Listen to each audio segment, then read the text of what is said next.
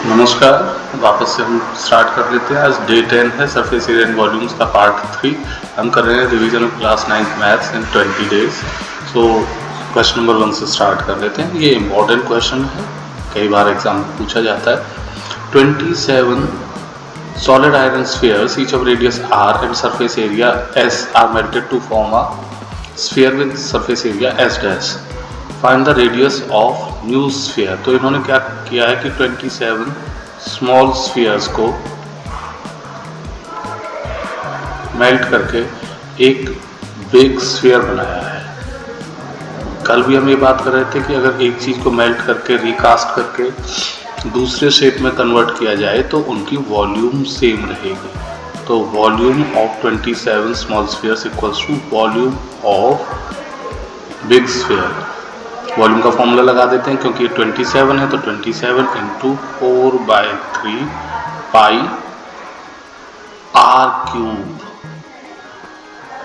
और big sphere के लिए वही वाला फॉर्मूला हम लगाएंगे, तो यहाँ पे लगाएंगे 4/3 पाई आर डैश क्यूब। अब देखेंगे क्या कैंसिल हो रहा है। 4/3 पाई से 4/3 पाई कैंसिल हो गया। R dash cube equals to 27 r cube. अब देखेंगे कि r dash cube equals to 27 can be written as 3 का क्यूब एंड आर क्यूब है ही, तो ये बन गया r dash equals to 3r whole cube, या फिर हम लिख सकते हैं r dash equals to 3r। First part solve हो गया, आसान था। सेकंड पार्ट देख लेते हैं। Ratio of their surface areas s to s dash. Second part के लिए फर्स्ट पार्ट था हमारा, सेकंड पार्ट देख लेते हैं। s और s डैश का रेशियो निकाल देने के लिए कहा गया है। s के लिए फॉर्मूला लगाया 4 पाई आर स्क्वायर, s डैश या फिर बड़े वाले स्फीयर की सरफेस एरिया का फॉर्मूला 4 पाई आर डैश का स्क्वायर। जो टर्म्स कैंसिल हो रही हैं कैंसिल कर देंगे। आर स्क्वायर को लिखा r इंटू आर और आर डैश को लिखा 3r इंटू 3r, क्योंकि आर डैश की वैल्यू हमने अभी अभी निकाली है। तो r से r कैंसिल, 1/9 और 1:9 आपका रिक्वायर्ड रेशियो आ गया। बड़ा आसान है। अगले क्वेश्चन पे आ जाते हैं। Question number 2। ये भी बहुत अच्छा क्वेश्चन है, बहुत इम्पोर्टेंट क्वेश्चन है जो आप कर सकते हैं। सबसे पहले क्वेश्चन पढ़ लेते हैं। That they are talking about moon and earth. तो लिखा हुआ है कि जो मून का डायमीटर है वो 1/4 है डायमीटर ऑफ अर्थ के। हमें उनके वॉल्यूम्स का फ्रैक्शन निकालना है। देखिए आप स्टार्ट करिए इसे। Late diameter of earth 8x मान लो। 8x से फायदा क्या होगा वो मैं अभी बताऊंगा। आप x भी मान सकते थे, बट हमने 8x क्यों माना है वो अभी 2 मिनट में मैं क्लियर करूंगा। तो रेडियस ऑफ अर्थ, इसको हमने कह दिया रेडियस ऑफ अर्थ, हाफ हो गई इसकी 4x। डायमीटर ऑफ मून हो जाएगा 1/4 है, तो 1/4 इंटू 8x। याद रखो यूनिट इसके साथ एसोसिएटेड है। अगर x मान ली 1000 किलोमीटर्स में है तो 8 इंटू 1000 किलोमीटर हो जाएगा इस तरह से। वैसे मैं आपको बता दूं कि रेडियस ऑफ अर्थ होती है कुछ 6400 किलोमीटर के near about. So diameter of moon हमने लिख दिया, ये आ गया 2x। और radius of earth radius of moon ये आ गई 2x का हाफ 1x। तो इसलिए मैंने 8x से स्टार्ट किया था। आप x से स्टार्ट करते तो यहाँ x/8 आ जाता। अब यहाँ पे पूछा है कि volume of moon volume of अर्थ का कौन सा फ्रैक्शन है। अब सिंबल्स को यहाँ मेंशन करते हैं। वॉल्यूम ऑफ मून को आपने Vm से डिनोट किया, वॉल्यूम ऑफ अर्थ को Ve से। वॉल्यूम ऑफ मून को हम ऑलमोस्ट स्फेरिकल मान लेते हैं। 4/3 पाई रेडियस ऑफ मून का cube over 4/3 pi radius of earth का क्यूब। 4/3 पाई से 4/3 pi cancel. Radius of moon x into x। Radius of earth radius of earth ये यहाँ चेक करेंगे 4x into 4x into 4x cancel करेंगे terms को तो हमारे पास मिल गया 1/64। अगर V ऑफ E या वॉल्यूम ऑफ अर्थ को इस साइड लेके जाएं तो volume of moon equals to 1/64 times volume of earth.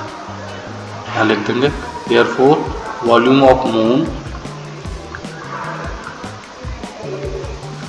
Is 1/64 of volume of earth. I am sure समझ आ गया है। तो हम जल्दी से अगले क्वेश्चन पे आ जाते हैं। क्वेश्चन नंबर 3 पढ़ लेते हैं, तब तक आप भी पढ़िए। देख लेते हैं क्वेश्चन नंबर 3 में क्या पूछा गया है। एक शॉर्ट पुट जो मेटेलिक स्फीयर है जिसकी रेडियस भी आपको दी हुई है 4.9 सेंटीमीटर। तो अगर आपको याद है, आप रेगुलरली सारी सीरीज देख रहे हैं, तो मैंने कल भी बताया था अगर कोई भी मेजरमेंट रेडियस या हाइट 7 की मल्टीपल है तो आपको एक हिंट मिल जाता है कि आपको वहाँ पाई की वैल्यू 22/7 की यूज़ करनी है। इसकी डेंसिटी दी हुई है, हमसे पूछा गया है इसका मास। तो सीधा सीधा हम सबसे पहले वॉल्यूम से स्टार्ट करेंगे। ये हम थर्ड क्वेश्चन कर रहे हैं। Volume will be 4/3 pi r³। Unit का हमेशा ध्यान रखना है। 4/3 पाई की जगह 22/7। रेडियस इज 49/10 इंटू 49/10 क्यूब है। तो हम कैंसिल कर देंगे, जो भी टर्म कैंसिल हो रही है ये इससे 7 टाइम्स कैंसिल हो रही है। तो हमारे पास आ गया 22×4=88 into 7 into 49 into 49/3 into 100 centimetre cube. अब यहाँ पे हमें डेंसिटी दे रखी है। डेंसिटी समझते हैं, mass per unit volume is called density. Density is 7.8 ग्राम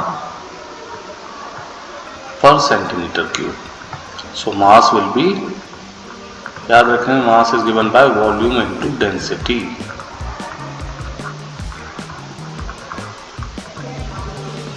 और आंसर आएगा आपका ग्राम्स में। तो वॉल्यूम जो ऊपर नंबर आया है उसको ले लेंगे, 88 इंटू 7 इंटू 49 इंटू 49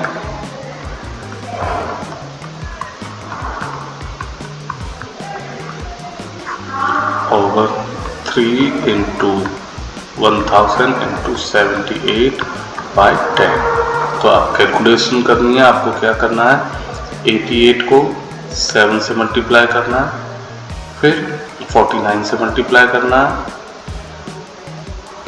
फिर 49 से मल्टीप्लाई करना है, फिर 78 से मल्टीप्लाई करना है। जो आंसर आए उसे पहले 3 से डिवाइड करेंगे और जो आंसर आए उसे 10,000 से डिवाइड कर देंगे।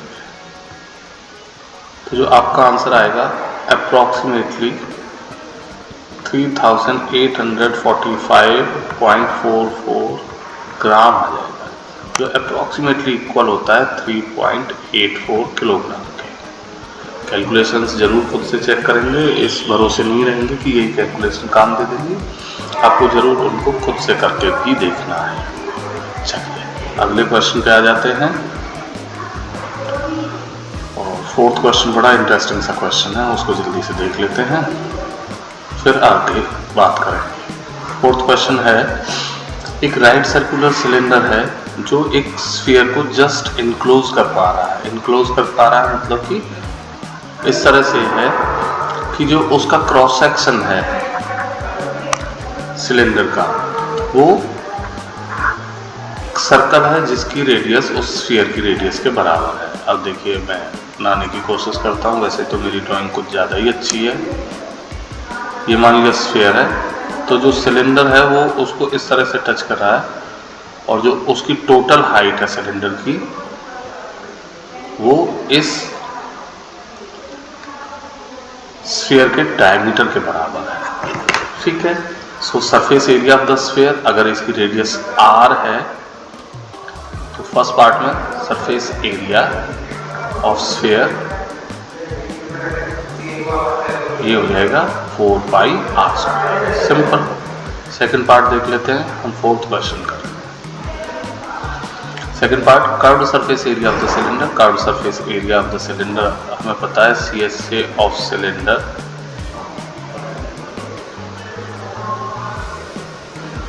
फॉर्मूला होता है 2πRh।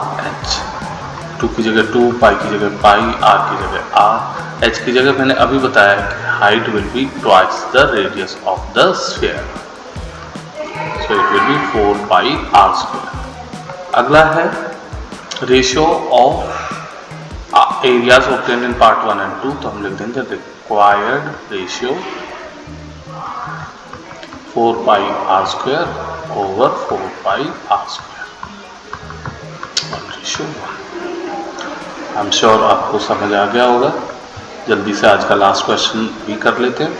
फॉर्मूले जरूर याद कर लेंगे, अगर आपको फॉर्मूले याद हैं तो आपका काफ़ी सारा काम बड़े आराम से हो जाएगा।